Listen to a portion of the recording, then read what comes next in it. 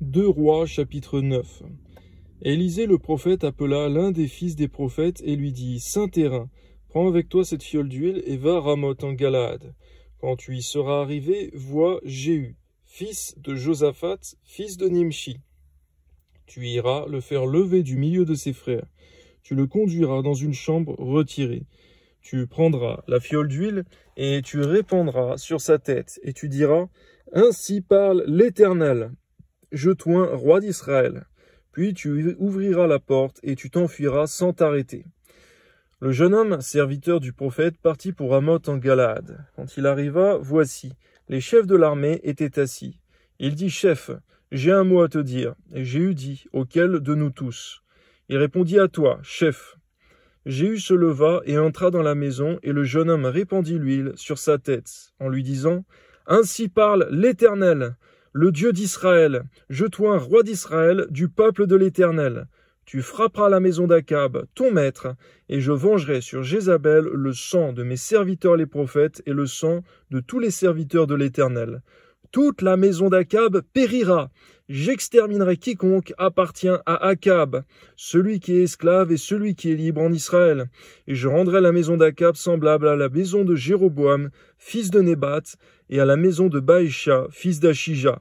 Les chiens mangeront Jézabel dans le champ de Jizréel, et il n'y aura personne pour l'enterrer. Puis le jeune homme ouvrit la porte et s'enfuit. Lorsque Jéhu sortit pour rejoindre les serviteurs de son maître, on lui dit « Tout va-t-il bien? Pourquoi ce fou est-il venu vers toi ?» Jéhu leur répondit « Vous connaissez bien l'homme et ce qu'il peut dire. » Mais ils répliquèrent « Mensonge, et réponds-nous donc. » Et il dit « Il m'a parlé de telle et telle manière, disant « Ainsi parle l'Éternel, je t'oins, roi d'Israël. » Aussitôt, ils prirent chacun leurs vêtements et mirent sous Jéhu au haut des degrés. Ils sonnèrent de la trompette et dirent « Jéhu est roi !» Ainsi, Jéhu, fils de Nimshi, fils de Josaphat, fils de Nimshi, forma une conspiration contre Joram. Or Joram et tout Israël défendaient Ramoth en Galaad contre Hazaël, roi de Syrie. Mais le roi Joram, s'en étant retourné pour se faire guérir à Jisraël des blessures que les Syriens lui avaient faites, lorsqu'il se battait contre Hazaël, roi de Syrie. Jéhu dit, « Si c'est votre volonté, personne ne s'échappera de la ville pour aller porter la nouvelle à Jizréel. » Et Jéhu monta sur son char et partit pour Jizréel, car Joram y était alité, et Akazia, roi de Juda, était descendu pour le visiter. La sentinelle placée sur la tour de Jizréel vit venir la troupe de Jéhu, et dit, « Je vois une troupe. » Joram dit, « Prends un cavalier et envoie-le au-devant d'eux pour demander si c'est la paix. » Le cavalier alla au-devant de Jéhu et dit, « Ainsi parle le roi, est-ce la paix ?» Et Jéhu répondit, « Que t'importe la paix? Passe derrière moi !» La sentinelle en donna avis, et dit, « Le messager est allé jusqu'à eux, et il ne revient pas. » Joram envoya un second cavalier, qui arriva vers eux, et dit, « Ainsi parle le roi, est-ce la paix ?» Et Jéhu répondit, « Que t'importe la paix? Passe derrière moi !» La sentinelle en donna avis et dit, « Il est allé jusqu'à eux et il ne revient pas, et le train est comme celui de Jéhu, fils de Nimshi, car il conduit d'une manière insensée. » Alors Joram dit, « Attelle » et on attela son char. Joram, roi d'Israël, et Akazia, roi de Juda, sortirent chacun dans son char pour aller au-devant de Jéhu. Ils le rencontrèrent dans le champ de Naboth de Jisraël. Dès que Joram vit Jéhu, il dit, « Est-ce la paix, Jéhu ?»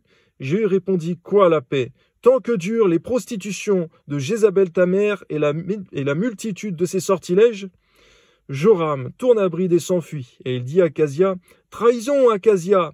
Mais Jéhu saisit son arc, et il frappa Joram entre les épaules. La flèche sortit par le cœur, et Joram s'affaissa sur son char. Jéhu dit à son officier Bidkar, « Prends-le et jette-le dans le champ de Naboth de Jizréel. Car souviens-t'en, lorsque moi et toi nous étions ensemble à cheval, derrière Akab, son père, l'Éternel prononça contre lui cette sentence.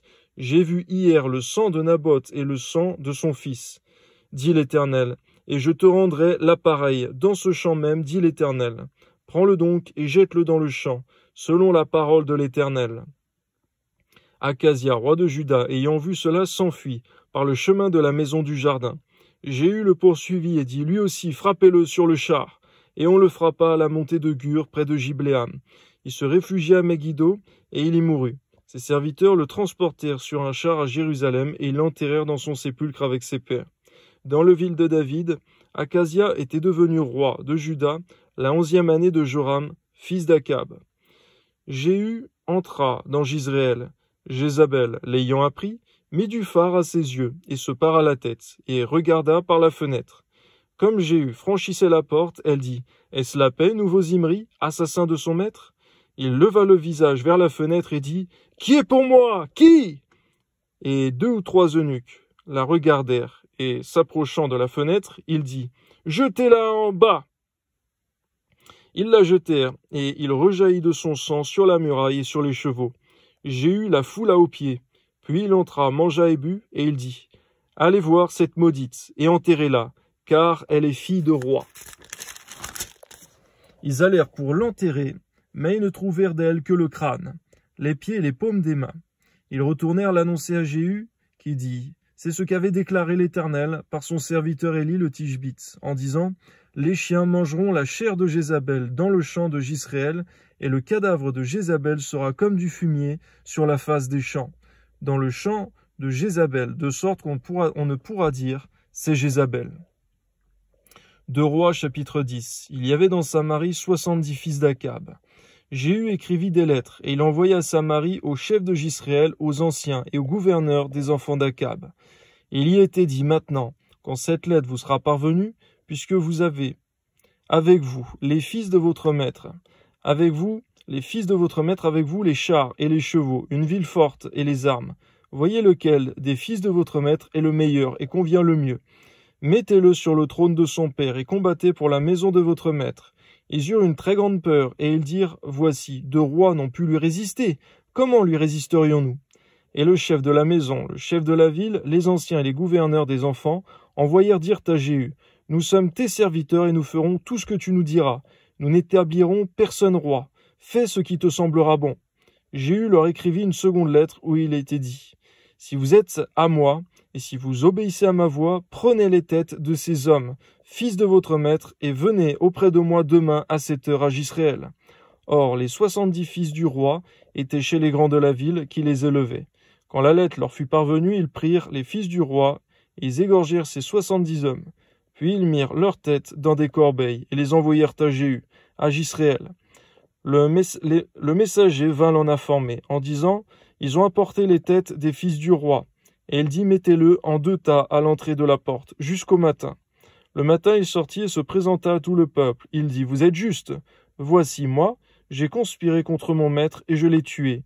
Mais qui a frappé tout ceci? Sachez donc qu'il ne tombera rien à terre de la parole de l'Éternel, de la parole que Dieu a prononcée contre la maison d'Akab.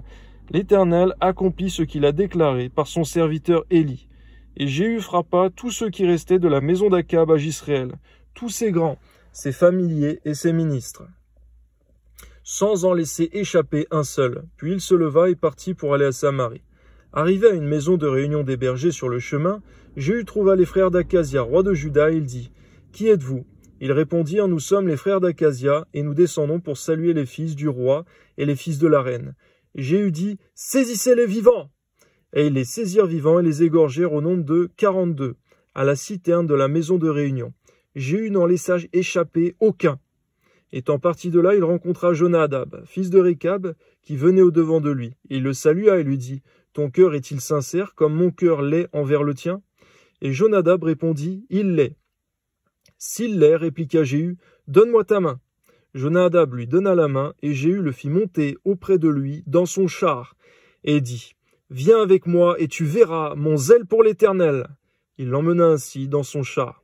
Lorsque Jéhu fut arrivé à Samarie, il frappa tous ceux qui restaient d'Akab à Samarie, et il les détruisit entièrement selon la parole que l'Éternel avait dite à Élie.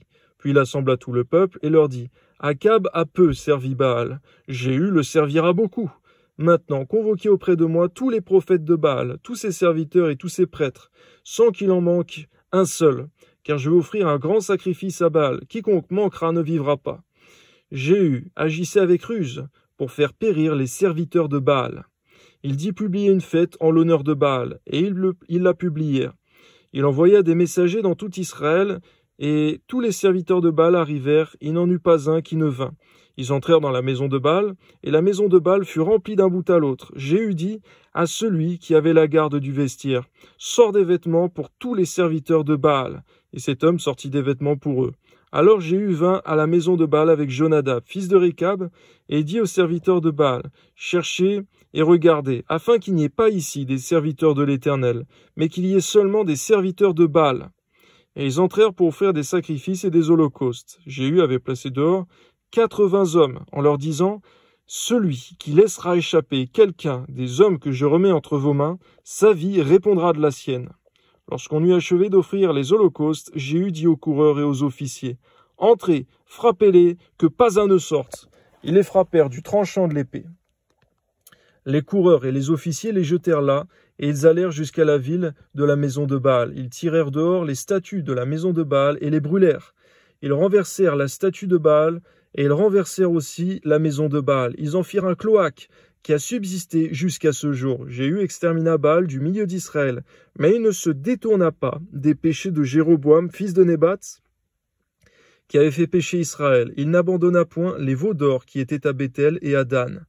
L'Éternel dit à Jéhu, parce que tu as bien exécuté ce qui était droit à mes yeux, que tu as fait à la maison d'Akab tout ce qui était conforme à ma volonté, tes fils, jusqu'à la 4e génération, seront assis sur le trône d'Israël. Toutefois, Jéhu ne prit point garde à marcher de tout son cœur dans la loi de l'Éternel, le Dieu d'Israël. Il ne se détourna point des péchés que Jéroboam avait fait commettre à Israël. Dans ce temps-là, l'Éternel commença à entamer le territoire d'Israël, et Hazaël les bâtit sur toute la frontière d'Israël. Depuis le Jourdain vers le soleil levant, il bâtit tout le pays de Galaad, les Gadites, les Rubénites, les Manassites, depuis Aroër, sur le torrent de l'Arnon jusqu'à Galaad et à Basan. Le reste des actions de Jéhu, tout ce qu'il a fait et tous ses exploits, cela n'est-il pas écrit dans le livre des chroniques des rois d'Israël? Jéhu se coucha avec ses pères et on l'enterra à Samarie. Et Joachaz, son fils, régna à sa place. Jéhu avait régné 28 ans sur Israël à Samarie. Amen. Bonjour à tous et à toutes. J'ai fait la lecture de 2 Rois chapitres 9 et 10. Donc on voit que c'est le roi Jéhu donc qui règne à ce moment-là, qui prend le règne par la parole de Dieu. Donc il l'a pas pris tout seul, c'est pas un roi autoproclamé. C'est vraiment il a été oint par Dieu et il a reçu la parole de l'Éternel pour faire tout ce qu'il a fait. Et pour le contexte, on voit que on a eu une succession de rois en Israël dans cette période-là. Et Joram et Akazia étaient rois d'Israël et de Juda. Et il y avait aussi la reine Jézabel qui dominait dans le pays. On voit que Jézabel, effectivement, c'était une reine impie, on va dire, qui était dominante sur son mari défunt, qui était Akab, et que c'était une femme idolâtre, une femme sidonienne, une femme qui faisait le mal finalement, et vraiment à outrance. Et d'ailleurs, Dieu a reproché à Akab de l'avoir pris pour reine. Et il y allait avoir une condamnation, une vengeance qui allait s'accomplir. Et donc, on voit que c'est aussi cette Jézabel qui a amené le prophète Élie. Donc, je rappelle qu'il avait fait descendre le feu du ciel sur la terre, sur l'Holocauste, et aussi le feu du ciel sur 100 hommes, plus de chefs. Donc voilà, c'était pas des petites choses. C'est aussi Élie qui a fait venir la pluie après l'avoir fait arrêter pendant 3 ans, voilà, par la parole et par la prière. Et donc c'est aussi Élie qui était chargé de ramener le cœur du peuple vers Dieu et de le détourner de Baal, des idoles. Donc on voit finalement qu'il a été découragé lorsqu'il avait été menacé par Jézabel, qu'il demandait même la mort à Dieu. Il n'avait pas supporté finalement cette menace. Et donc on voit que Jéhu, il entre en scène. Donc voilà, c'est le prophète Élisée, serviteur d'Élie, qui envoie un prophète, qui envoie un fils de prophète pour oindre justement Jéhu, pour le oindre au ministère, à l'œuvre de Dieu, pour accomplir finalement la fin, on va dire, du ministère d'Élie. Et donc, on voit effectivement que ce que fait Jéhu, c'est très sanglant. Et il ne s'agit plus aujourd'hui, dans la Nouvelle Alliance, de verser du sang, qu'on soit bien clair là-dessus. Mais cependant, donc, dans cette période-là, on voit que c'était la volonté de Dieu que Jéhu, dans toute son œuvre, donc sauf ce qu'on va voir à la fin, la conclusion, mais dans toute son œuvre, dans tout son ministère finalement, dans sa royauté, il a fait tout ce qui était conforme à la parole de Dieu. On voit qu'il n'a rien fait à gauche ou à droite, et qu'il a fait entièrement ce qui était selon la parole de Dieu. Il s'est vraiment appliqué à ça. Il a eu le zèle de Dieu pour le faire, et c'est une leçon pour nous. Effectivement, aujourd'hui, il ne s'agit pas de lutter contre des hommes, de lutter pour tuer des gens, pour verser du sang. Malheureusement, aujourd'hui, il y a des guerres de religion, il y a des personnes qui versent du sang pour le nom de Dieu, sauf que c'est aucunement la volonté de Dieu aujourd'hui. Quand on voit dans les évangiles, lorsque on ne voulait pas recevoir Jésus, eh bien, il y avait Jean qui proposait d'envoyer le feu comme Élie sur les personnes qui n'ont pas voulu les recevoir. Et Jésus, il a dit quelque chose de très important. Et c'est aussi ce qui fait la fracture avec l'Ancienne Alliance, l'Ancien Testament, c'est que Jésus, il a dit, il n'est pas venu pour faire périr les âmes des hommes, mais pour les sauver. Jésus, il est vraiment venu comme un sauveur, et aujourd'hui, dans la Nouvelle Alliance, les chrétiens, ils ne sont pas appelés justement à tuer pour la religion, mais ils sont appelés à intercéder et à annoncer l'Évangile pour sauver les âmes, le plus grand nombre. Ce que Dieu veut, c'est que les personnes se repentent, et même dans l'Ancienne Alliance, il y a un passage important, c'est que Dieu dit « Est-ce que je veux que le méchant meure? Non, je veux qu'il se repente, qu'il pratique la justice. » Mais toutefois, c'est aussi écrit que si le méchant persévère dans ses mauvaises voies, alors que Dieu lui a donné, on va dire, le temps pour se repentir, et l'y a encouragé, l'a exhorté, et ben il finit par tirer sur lui ses traits meurtriers. Et c'est ce qui se passe exactement dans cette portion-là des Écritures. Et ce qui est admirable, c'est ce qu'on voit aussi particulièrement, c'est le zèle que Jéhu il a pour accomplir la parole de Dieu. Il n'y a aucun compromis, il n'a aucune peur, lui, de Jézabel, contrairement malheureusement à Élie. On voit que Jéhu, c'était un chef de guerre, effectivement, et on voit qu'il avait un zèle débordant. On voit même que voilà, quand il arrivait, que les sentinelles, on dirait un fou qui conduit. On voit qu'il avait un zèle vraiment débordant et que rien ne lui faisait peur, et en plus de ça, il était oint par Dieu.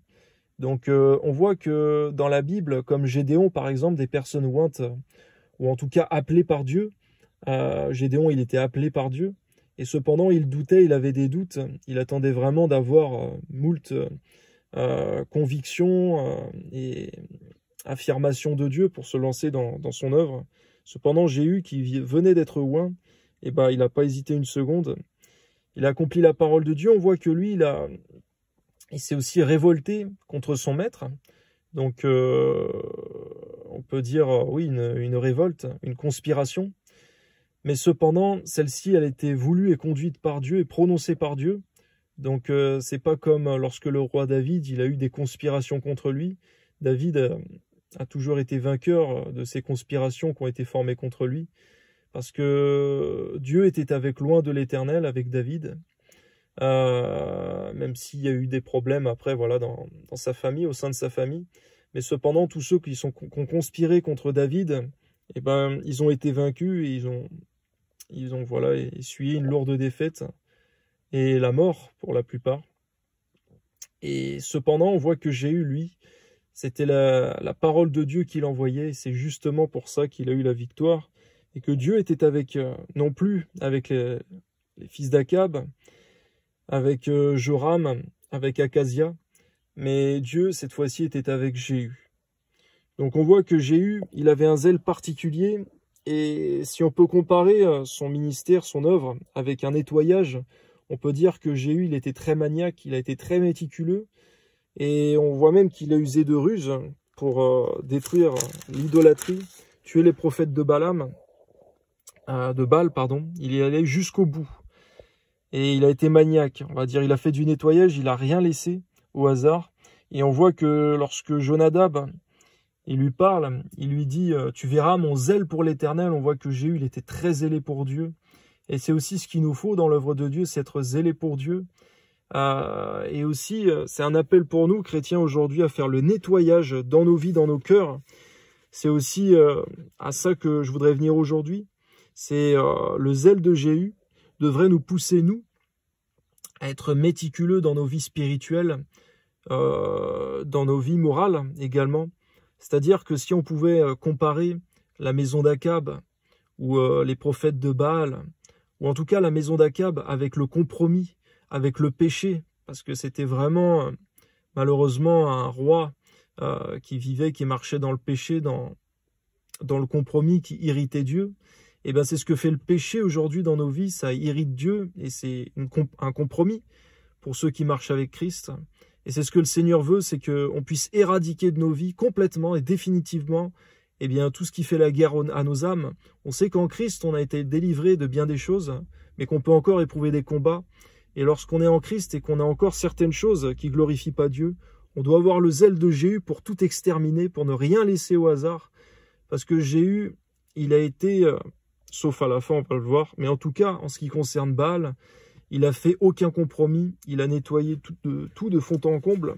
Il s'est même arrangé pour inviter tous les prophètes de Baal d'Israël, et qu'il n'en reste pas un seul, en vérité.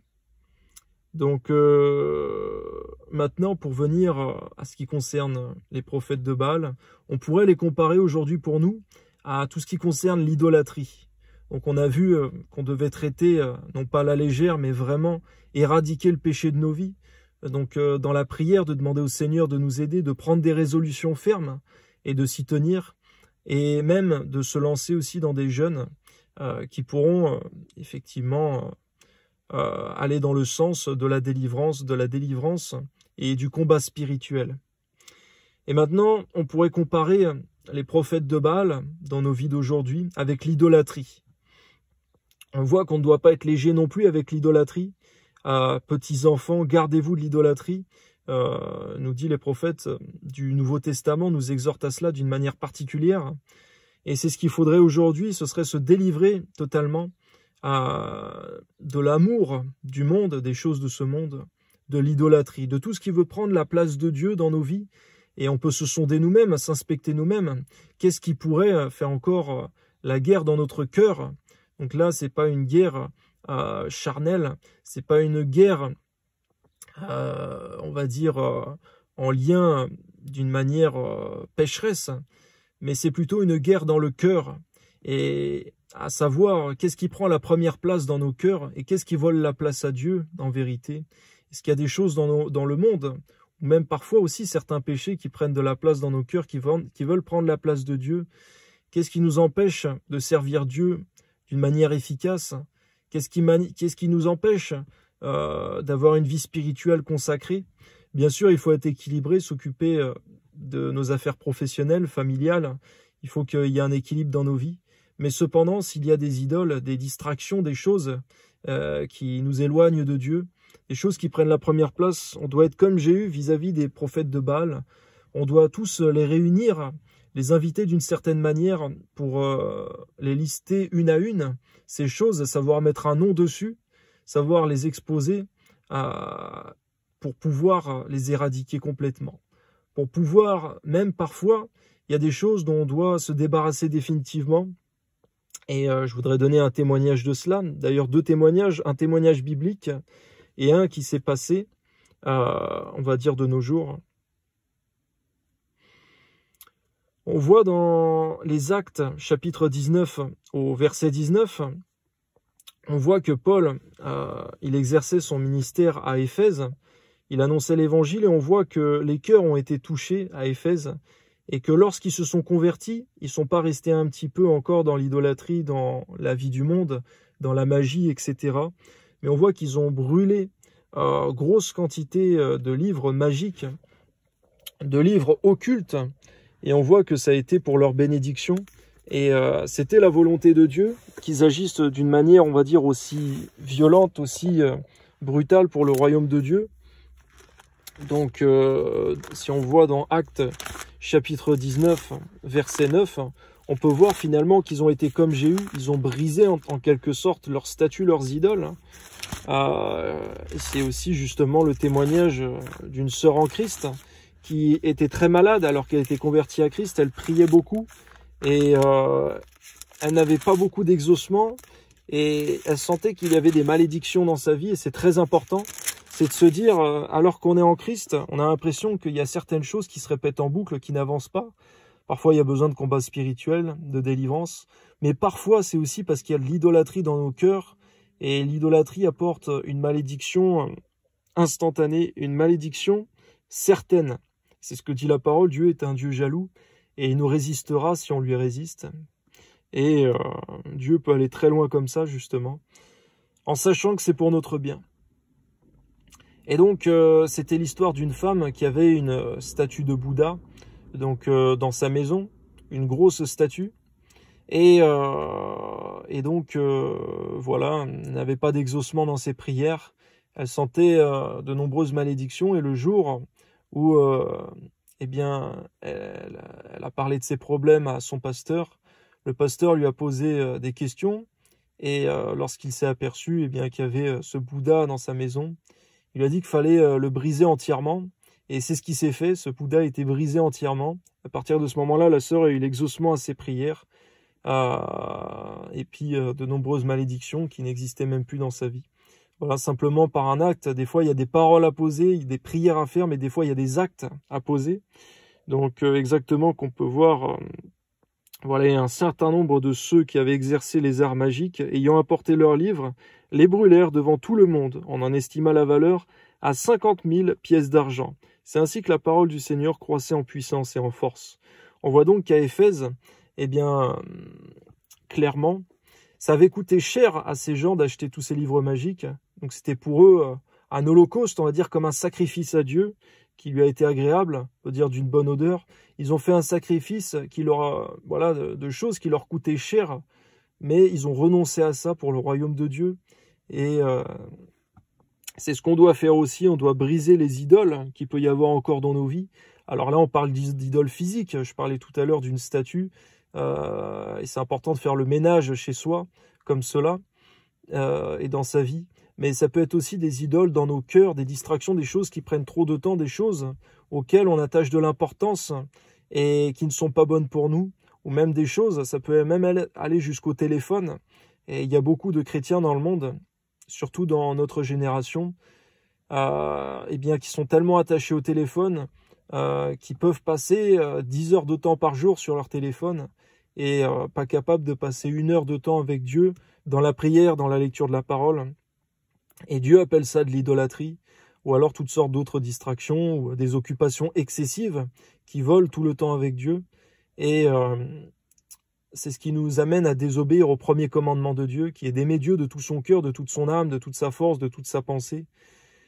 Et ensuite, effectivement, d'aimer son prochain de tout son cœur, d'aimer son prochain comme soi-même, pardon. Donc voilà, pour obéir au premier commandement de Dieu, il nous faut eh bien, éliminer les idoles de nos vies. Et c'est ce que Dieu veut pour nous. Donc sonder et inspecter nos cœurs.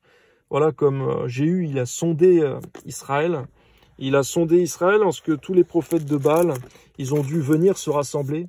On doit rassembler aussi tout ce qui fait la guerre à nos âmes et les éradiquer complètement et qu'il ne reste rien du tout. On doit être méticuleux, on doit être zélé pour Dieu. Et c'est ce que dit la Bible, on ne doit pas être... Jésus dira dans Apocalypse, parce que tu n'es ni froid ni bouillant, mais que tu es tiède, je te vomirai de ma bouche. Et on voit que Jéhu, c'est l'exemple typique de celui qui n'est pas tiède. Donc un bon exemple pour nous. Et cependant, je voudrais conclure par la fin de la vie de Jéhu. On voit que Jéhu, malheureusement, eh ben, c'est quelque chose que Dieu lui a reproché. C'est que même s'il a exterminé Baal du milieu d'Israël, il est resté dans les péchés de Jéroboam, ancien roi d'Israël. Et donc, lui, c'était les veaux d'or. Les veaux d'or, c'était aussi une idole, mais c'était pas la même idole que Baal, c'était pas la même divinité adorée, on va dire, bien que il n'y a aucune idole, nous dit Paul, et c'est vrai qu'il soit réellement Dieu. Il n'y a qu'un seul Dieu. Mais cependant, ce sont des faux dieux. Et voici que, alors qu'il avait été très strict sur les Baals, on voit qu'il n'a pas été aussi strict avec le veau d'or. Et on peut se dire, mais pourtant c'est écrit un peu plus haut, il a accompli tout ce qui était droit aux yeux de Dieu, il allait avoir la bénédiction sur ses 4 prochains descendants. Mais cependant, la dynastie qui a été assurée à Jéhu n'a pas été exempt de cette malédiction, où on voit que Dieu a permis eh bien, que le territoire d'Israël soit entamé, attaqué par Hazaël. Donc Hazaël, c'était le roi de Syrie. Et Hazaël avait été lui aussi appelé par Dieu pour combattre Akab à l'époque. Et finalement, Israël, on va dire ces rois iniques, Israël et Juda, donc c'était Joram et Akazia, ils combattaient contre Hazaël et ils ne pouvaient pas avoir la victoire forcément parce que Hazaël, eh bien, il avait été envoyé par Dieu, donc il était serviteur de Dieu et c'était un jugement contre Israël à cause de l'idolâtrie. Donc ils étaient pris d'un côté et Jéhu les prenait de l'autre finalement. Ils étaient attaqués de l'extérieur par Hazaël, roi de Syrie, et cependant ils étaient attaqués également de l'intérieur par Jéhu. Et cependant, Hazaël, Dieu l'a suscité justement pour faire de l'opposition, la guerre à Jéhu. Et c'est aussi ce genre d'épreuve qui nous est suscité par Dieu. Ce n'est pas une épreuve qui nous arrive comme Job alors qu'on était juste. C'est une épreuve pour nous ramener à Dieu, pour nous faire comprendre qu'on n'est pas dans le bon chemin, qu'il y a quelque chose qui ne va pas dans nos vies. On a fait ce qui était bien aux yeux de Dieu, mais maintenant il y a encore ça à faire qu'on ne fait pas. Et cependant, Jéhu, il n'a pas su reconnaître que c'était Dieu qui voulait lui parler au travers de ça. Ce que faisait David qui était bien, c'est que lorsqu'il y avait une malédiction qui était particulière, qui demeurait, comme il y avait eu une famine dans Israël, David avait consulté Dieu. Dieu lui avait dit, c'est parce que, justement, il y avait une malédiction à cause des Gabaonites qui avaient été tués par Saül dans son zèle, on va dire sans intelligence. Et donc, David, il avait dû aller voir les Gabaonites, s'arranger avec eux, et la colère de Dieu s'est apaisée.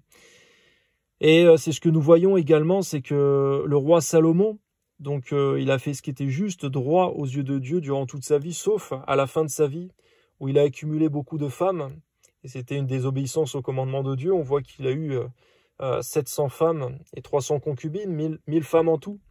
Et c'était écrit que dans la loi, eh bien que Dieu avait donné au prophète Samuel, à propos des rois d'Israël, qu'il ne devait pas avoir un grand nombre de femmes pour pas qu'ils se détachent de Dieu. Et c'est ce qui s'est passé pour Salomon. Non seulement il y a eu un grand nombre de femmes, mais de femmes étrangères à Israël, qu'à l'époque en dehors de l'alliance. Et on voit que c'était un péché déjà. Et c'est ce qui l'a conduit malheureusement à la fin de ses jours à l'idolâtrie. Quand Dieu a envoyé de l'opposition contre lui pour le faire revenir, malheureusement il n'a pas su chercher Dieu comme David, son père, pour savoir ce qui n'allait pas. Et Jéhu, c'est la même chose. Il a eu la guerre contre lui, contre sa royauté, contre Israël, et on voit qu'il y a eu plusieurs tribus de prises à cause de lui. Et on voit que c'est terrible. C'est-à-dire que le peuple subissait les conséquences des défauts royaux de Jéhu.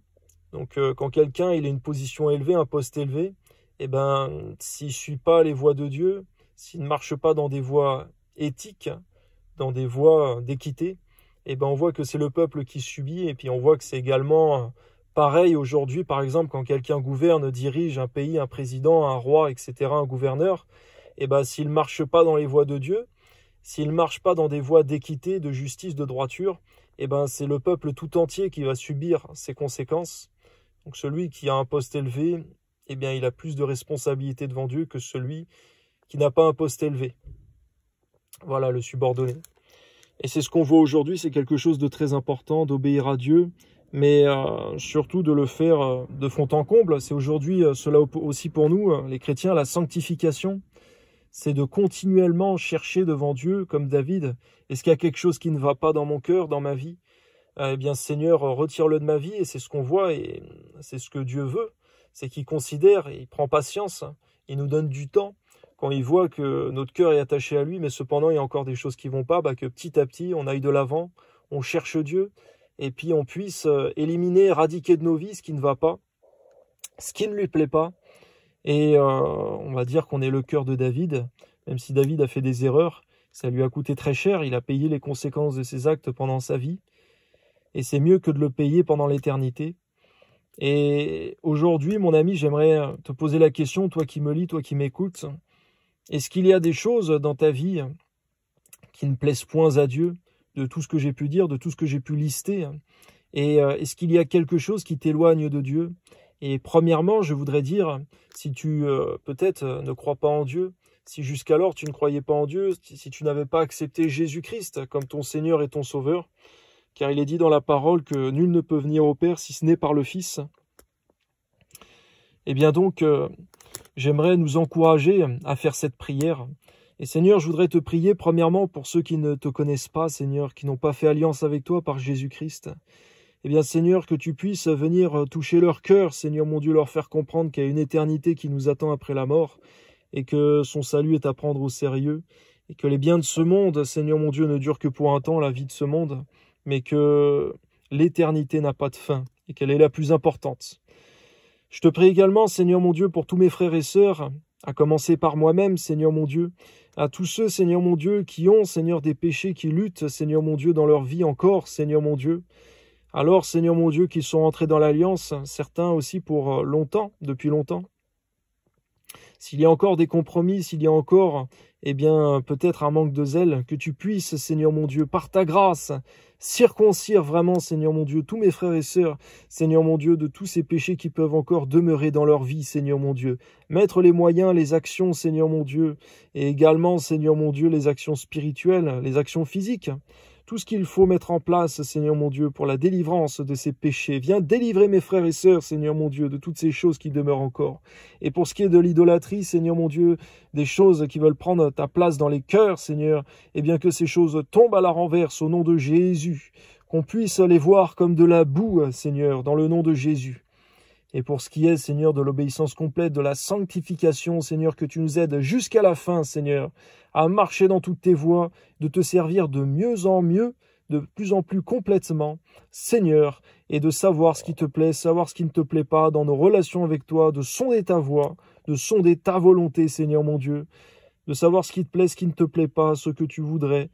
À toi soit la gloire, Seigneur mon Dieu, c'est toi que nous servons, et nous ne servons pas pour une petite récompense. Il est écrit dans ta parole, Seigneur, que c'est une récompense de gloire, une récompense éternelle, une récompense incorruptible, une consolation éternelle. Dans ton royaume de gloire, dans la Jérusalem céleste. À toi soit toute la gloire, Seigneur. Au nom de Jésus, Amen. Soyez bénis.